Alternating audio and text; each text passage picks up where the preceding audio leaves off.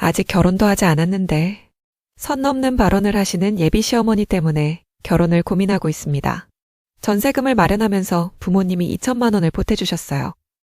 우리 집이 여유 있어서가 아니라 제가 잘 살길 바라는 그 마음 하나로 주신 돈이었어요. 그래서 그 돈을 그대로 전세금에 넣었습니다. 행복주택이라 전세금은 4,800만 원이었죠. 저한테는 결코 가볍게 말할 수 있는 금액이 아니었어요. 예비 시어머님이 일하는 중에 저를 부르셨습니다. 이유는 갑자기 제사를 지낸다는 거였습니다. 그날은 몸이 좋지 않았습니다. 어머니 기분 상하고 싶지 않아서 꽃까지 사들고 갔습니다. 예비 남편에게 제사 없다고 하지 않았어? 라고 물으니 그 얘기는 하셨었는데 아니었나 봐. 라며 가볍게 넘겼습니다. 식사를 마치고 방에서 잠깐 쉬고 있는데 시어머니가 들어오시더니 갑자기 전세금이 얼마야? 하고 물으셨어요. 저는 그냥 사실대로 말했습니다. 4,800만 원입니다. 그 말을 듣자마자 코웃음을 치시면서 5천도 아니고 4,800이야? 그 순간 제가 뭔가 크게 잘못한 사람처럼 느껴졌어요. 그냥 숫자 하나 말했을 뿐인데 분위기가 순식간에 달라졌습니다. 그러더니 정색하시고 그걸로 아들 눈치 주는 거냐? 왜 그런 이야기를 하냐? 며 면박을 주셨어요. 이야기는 거기서 끝나지 않았습니다. 사실 시어머니가 전세금에 보태주신 건 추석에 주신 30만 원이 전부였어요. 그마저도 감사한 마음으로 받았는데 부모님이 힘들게 모아주신 돈을 그렇게 코웃음 치며 말씀하시는 걸 들으니 몸이 아픈 것보다 마음이 1000배 더 아팠어요. 이전부터도 말 한마디에 상처받은 일이 많았어요. 본인이 입던 옷을 입어봐. 하시며 주신 적이 있어요.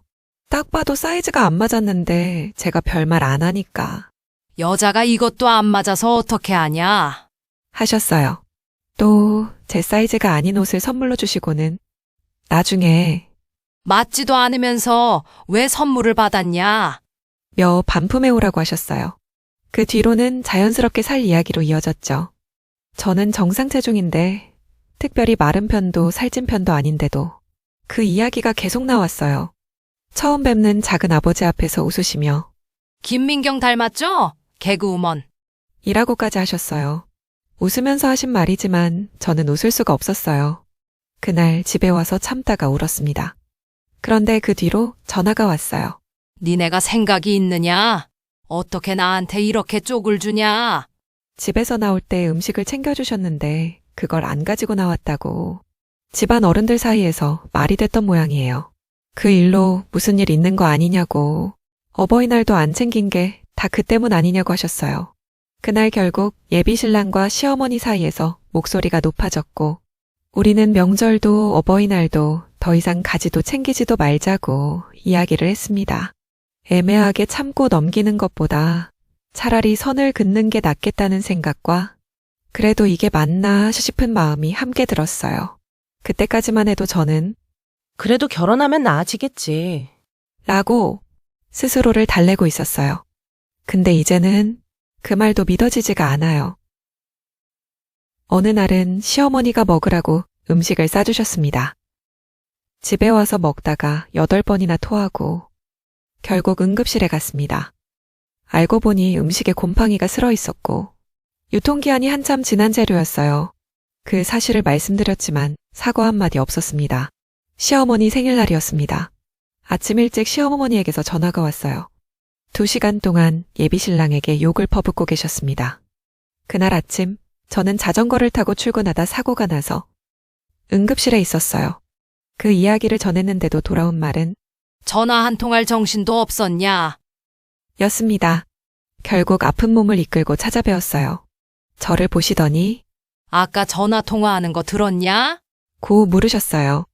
못 들었다고 하자 네 들으라고 한 말이었는데 아쉽네. 하시더군요. 그 후로 저는 수술까지 받았습니다. 하지만 더 이상 제 아픔에 대해선 말씀하지 않으셨어요. 또 한 번은 친어머니, 예비신랑, 시어머니, 저 넷이서 한복을 맞추러 가기로 했습니다. 시어머니가 약속을 한번 미루는 바람에 제 어머니는 일 나가는 날까지 조정하셨죠. 그런데 약속 당일 2시간 전에 못 가겠다고 통보하셨어요. 사과는 없었습니다.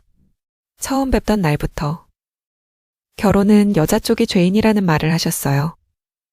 제가 잘못 들은 줄 알았습니다. 그런데 상견례 자리에서도 똑같이 반복하셨습니다. 결혼식 예식장을 잡았을 때는 허락도 없이 잡았다며 난리를 치셔서 결국 예약을 취소했습니다.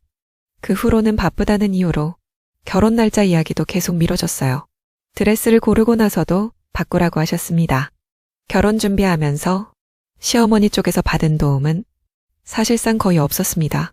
신혼집도 제가 지금 살고 있는 집으로 하고 전세금도 전부 제 돈이에요. 저는 예비 신랑보다 6살 어립니다. 저희 집에서는 결혼한다고 돈도 보태주시고 축의금도 다 저희 주겠다고 하셨어요. 그런데 시어머니는 축의금은 자기들 몫이라며 다 가져가겠다고 하셨습니다. 못 사시면 이해라도 할 텐데 비싼 차를 타시고 좋은 것 드시고 명품도 사시면서 이런 말을 하시니 솔직히 화가 났습니다. 차값만 해도 도합 2억이 넘는다고 들었어요. 그래도 저는 예비 신랑이 좋아서 이 사람 하나만 보고 가자고 스스로를 설득해왔습니다. 하지만 이대로 결혼하면 평생 이 상처를 안고 살아야 할지도 모른다는 공포가 커서 무섭습니다. 사랑 하나로 이 모든 걸 감당할 수 있을지 확신이 서지 않는 것 같습니다.